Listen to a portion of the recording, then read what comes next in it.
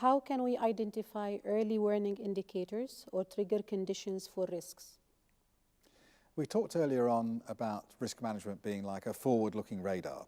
It scans the future and it sees things that are coming towards me that I need to know about.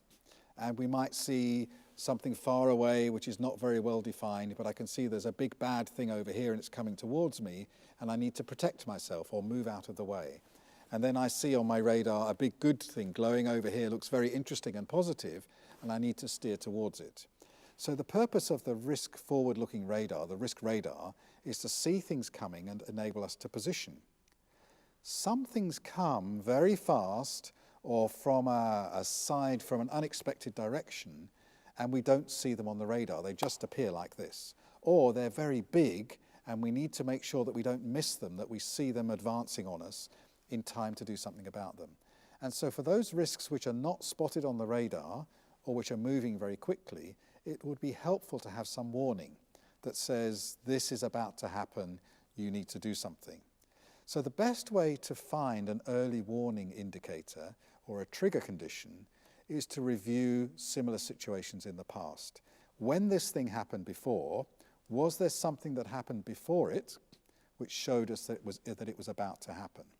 If we, let's think about an industrial action, about a strike. Yes. If we had a really bad strike, was there something that happened before the strike which showed us that a strike was coming?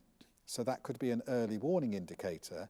If we see that again, we know that the possibility of a strike is more likely. So maybe there was a lot of unrest, or people were talking about working conditions, or talking about pay, or talking about not having enough breaks. You know, these things, if we see them happening again, we can say, this shows us that something is about to happen. We need to take action now before we get the strike. So that's an early warning indicator. Or we can have, of course, early warning indicators of opportunities. There might be a good thing about to happen, and we see what leads to that good thing, monitor that, and then we're ready for the good thing when it comes.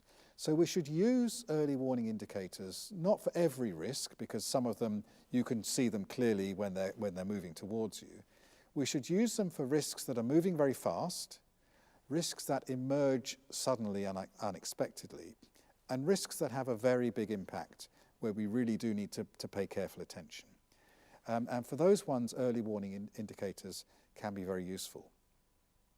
Is there a limit on the number of indicators for a risk? Well, in theory, no. There could be 10 or 20 early warning indicators for any threat or opportunity. But in practice, we don't want to set ourselves so many things to monitor that it becomes overwhelmingly difficult. So if you had 10 indicators for a risk, you probably won't be looking at them all anyway.